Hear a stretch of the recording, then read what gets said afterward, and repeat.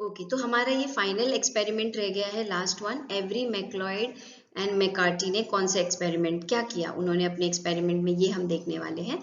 तो जो Griffiths experiment में एस और आर स्ट्रेन यूज किए थे, उसमें से इन्होंने एस स्ट्रेन लिए। अब आपको अच्छी तरह से याद होना चाहिए कि एस स्ट्रेन जो है वो वायरुलेंट स्ट्रेन था, हमने देखा था, है ना, वायरुलेंट स्ट्रेन था। तो यहाँ आप देख सकते हो उन्होंने क्या किया। उन्होंने बेसिकली, हम कह सकते हैं 5, है ना, 5 टेस्ट ट्यूब्स ले लिए। नंबर 1, 2, 3, 4, 5।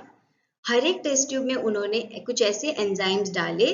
पहले टेस्ट ट्यूब में उन्होंने पॉलीसेकेराइड को डिस्ट्रॉय कर दिया। देखिए कितना कितना स्मार्टली काम किया है उन्होंने।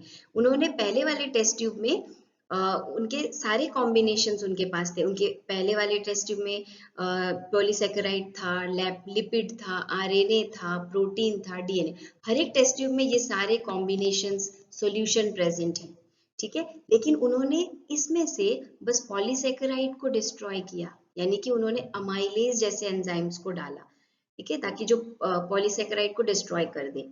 तो हमें पता चलेगा कि पॉलीसेकेराइड की वजह से कुछ हो रहा है या नहीं हो रहा है, ठीक है। तो यहाँ पे पॉलीसेकेराइड को डिस्ट्रॉय कर दिया, लेकिन डीएनए ही तो इम्पोर्टेंट है। अब तो हम समझ चुके हैं इतने देर में, तो डीएनए इम्पोर्टेंट है। डीएनए को तो नहीं डिस्ट्रॉय किया है, डीएनए को तो डिस्ट्रॉय किया नहीं पहले वाले ट्यूब में, तो माउस मर जाएगा, क्योंकि एस स्ट्रेन का डीएनए माउस की बॉडी में चला जाएगा।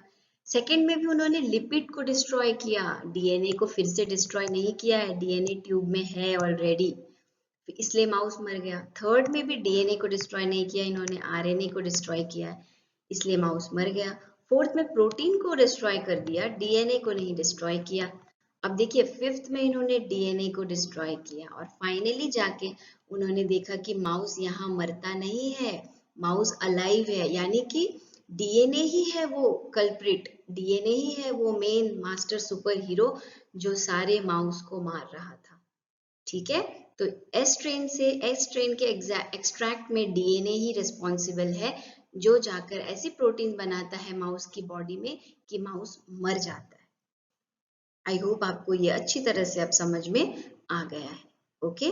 तो इसके बेसिस पे आने वाले स्लाइड्स, नेक्स्ट स्लाइड्स में आपको पॉइंट्स हैं, मैंने नोट्स एज अ नोट्स आपको पॉइंट्स प्रोवाइड किए हैं, इन्हीं बातों को उसमें एक्सप्लेन किया हुआ है मैंने। चलिए देखते हैं। ओके, तो यहाँ पे ये सारे पॉइंट्स आपको दिए गए हैं, removal of proteins, polysaccharide, lipids. तो ये आपके नोट्स फॉर्मेशन के लिए हेल्पफुल होगा, आपको ये रीड करना है, ओके। और आपको एग्जाम में जब लिखने पड़ते हैं मार्क्स के बेसिस पे, तो ये सारे पॉइंट्स आपको बहुत काम आएंगे।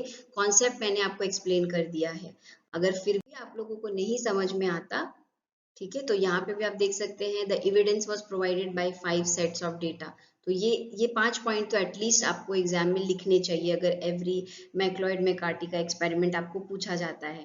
पहला डायग्रामेटिक वाला पॉइंट, देखिए एक बार, तीनों एक्सपेरिमेंट इतने आसान है कि अगर आप डायग्रामेटिक वाला चीज समझ जाए ना, तो आंसर आप अपने सेंटेंस में बना के लिख सकते हैं। तो ये कोई बड़ा रॉकेट साइंस या डिफिकल्ट है, कितने बच्चों जैसी चीजें की है उन्होंने, कितनी स्मार्टली की है ना।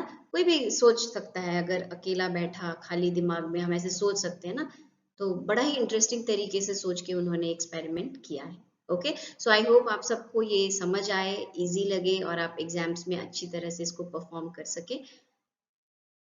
Thank you so much for listening, okay. Helpful रहे आपको ये वीडियो, और इसी तरह के वीडियो अब मॉलिक्यूलर बायोलॉजी में कंटिन्यूस में आने वाले यूनिट्स का भी पोर्शन मैं आप लोगों को पढ़ाने वाली हूँ, ओके। तो जुड़े रहिए इस चैनल के साथ, सब्सक्राइब करिए, लाइक करिए, अपने फ्रेंड्स लोगों के साथ शेयर करिए, दूर दूर तक शेयर करिए, ताकि सबको बेनिफिट हो, okay. Thank you so much, bye bye.